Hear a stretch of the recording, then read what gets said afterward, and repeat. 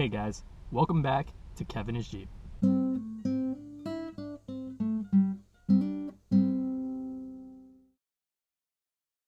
I'm Kev, and this is how to thrive as a rubber tramp. The topic we're going to cover today is sleep. Now, sleep is obviously extremely important, especially when you're living an alternative lifestyle that's going to use up a lot of energy and have you in unfamiliar places where you need to be sharp. Fortunately, sleeping on the road can be very simple. Today, there's 3 main areas that we're going to go over. First area is actually where and how you're going to sleep in your car or your vehicle, according to what type of vehicle it actually is. Number 2 is where to park your vehicle once it's time to go to sleep at the end of the day. And number 3 is going to be all about the methods that you can use to make sure you'll be able to actually fall asleep and stay asleep. So number 1, how you're actually going to sleep and where you're actually going to sleep in your vehicle. If you have an SUV, a crossover, or some kind of hatchback, something that's set up similar to the way my Jeep is, so that there's a lot of space in the back and the back row of seats can actually be folded over to become just a flat platform back there. What I would highly recommend is considering building a platform like I have in the back, which you can see here. And the way that I built this is so that there's storage underneath. That's where I have all of my clothes and all of my toiletries, things like that. And there's actually this flat area up top where I can sleep and put anything else that I need to be able to immediately access that I don't want to have underneath in my storage bins. Now, if you have something like a minivan or a bigger van, you're probably going to be steps above me and have an actual bed back there. You're gonna have a ton of room. You're the other extreme and you have something more like a small sedan where you're not gonna have room to build a platform like that. My recommendation is gonna be to sleep in your back seat. You're gonna wanna do everything you can to make that as comfortable of a place to sleep as possible. A bunch of blankets to lay down on it, slide the seat belts, down underneath so they're not gonna be poking into your back while you're sleeping. What I would definitely recommend if you're living that lifestyle is bringing a small tent and even a hammock with you so that whenever you get the chance to sleep outside of the car, you can. Number 2, guys, is where to park your car at the end of the day when it's time to go to sleep. There's 2 places that are all over the country and they're the easiest and most reliable places to sleep. They are Walmart Supercenters and 24-hour gyms. For me, I sleep at Planet Fitness because that's where I'm a member. So at the end of the day, I can go into Planet Fitness, work out, take a shower, and then sleep in the parking lot. I've had almost 0 problems with this.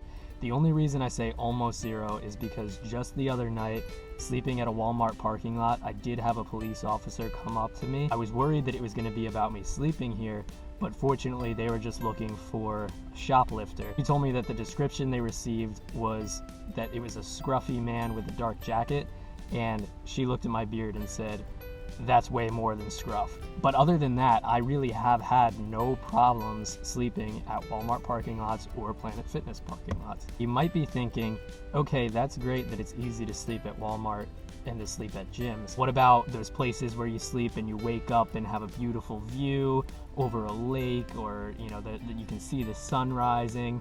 Unfortunately, there's not a whole lot I can teach you about finding those spots. That takes a lot of trial and error and a lot of exploring. If you are trying to find a scenic spot to sleep at the end of the day, start looking earlier on in the day, a lot earlier than the sunset, so that you can go, take some back roads and really do some exploring without getting lost and the sun going down and not knowing where you are.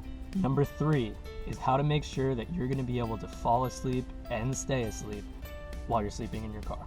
Now, the big thing for this that you need to consider is that if you're going to be sleeping like myself at Walmart parking lots and gym parking lots, people in these parking lots are not really concerned or even realizing that there might be people trying to sleep.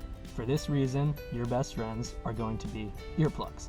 You can get those disposable little foam ones that you roll up and stick into your ear, or you can get those professional ones that are, rubber or plastic, and They come with a band that connects them. Either way, it's gonna help you fall asleep and stay asleep by blocking out any of that obnoxious noise going on around you that usually is taking place in somewhere like Walmart parking lots. Next thing that you're gonna worry about is light. Big thing here that I made sure I took care of way before I actually hit the road was curtains.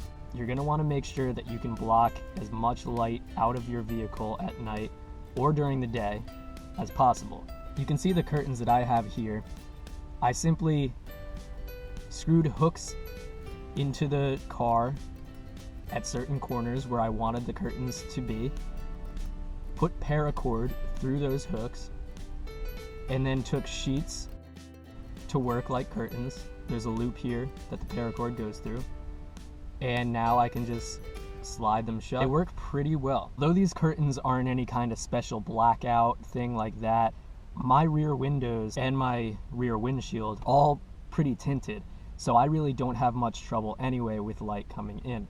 The curtains are kind of just that extra layer that also helps me out with privacy because people can't see in through them. If your windows aren't tinted and you don't want to go and spend the money before hitting the road, what I would really recommend is getting something like Reflectix. I'll put a link to that down on the bottom, or something that'll work similarly, which will black out your windows in the back so that you cannot see in and you cannot see out. You can get a certain type of this kind of thing that will also help with insulating, keeping heat inside, or keeping heat out. That's a whole nother topic that we'll cover in the future. You now know how and where to sleep in your car, where to park your car to sleep at the end of the night, and how to make sure you're going to be able to fall asleep and stay asleep in your car.